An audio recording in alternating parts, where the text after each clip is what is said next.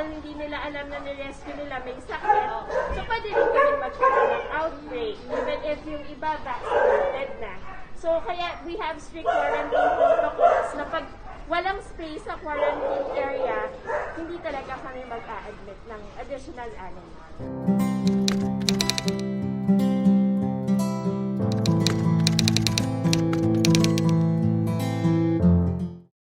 PAWS started with a British national named Muriel J. in 1954. So she noticed that there were a lot of stray animals here in the Philippines. So she started PAWS with a few young volunteers wherein they would actually make keychains or any trinkets that they would sell to their family and friends. And then yung pinagbentahan, the money they would use for the medication kung kailangan dalhin sa vet and for food. And the nicest part there was our president, Mita Hontiveros Chauco, was one of her youngest volunteers at that time, as in bata pa. And then when she went back to her country, so nag-fall into dormancy si PAWS, and then it was revived again by Mita Hontiveros Chauco in the 80s. Kasi napansin niya from the 50s, 80s, walang pagbabago. And then she actually chose the longer route in protecting the animals because she lobbied for the Animal Welfare Act. So we're very proud of her and the volunteers then, including our executive director, si Ms. Anna, who was actually the one who lobbied for the Animal Welfare Act because without them, there would be no law in place and we cannot protect the animals that we see.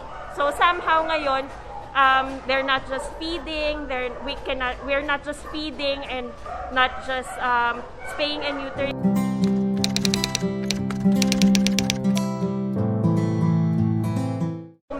We have more or less 200 animals, 70 plus dogs and almost 200 cats.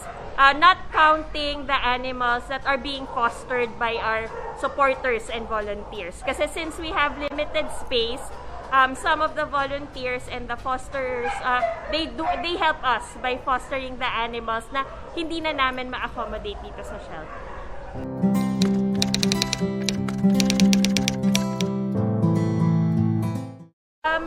I have been seeing PAWS and I have several friends before nung younger days ko pa that were volunteering for PAWS. And my parents were also actually rescuers. I actually grew up na thinking na yung aspins, they were not called aspins before I heard some people call them ascas and it was only PAWS who actually coined the term aspin also. But my parents called them mongrels. And I always thought growing up that mongrel is another type of breed of dog na hindi ko iniisip na mix pala siya. So, I actually grew up with several pets at home. Tapos when I was in 2015, So parang medyo naboboard na ako sa yung sa job mo na 24/7. So I was finding something na I could do, but I know na I have my personal limitation in taking in animals as well. So I volunteered for PAWS. And then in 2016, yun, I became full-time na. Mga ilang years na kayo dito? Since 2016 until now. So mga more or less 5 years na.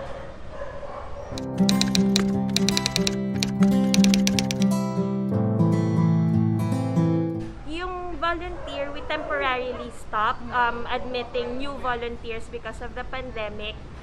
But hopefully, since lumulumag na yung quarantine natin, we can accept new volunteers, and then they can just visit the website for announcements. For donors and supporters as well, nasa website din po lahat ng information about our bank accounts and our GCash.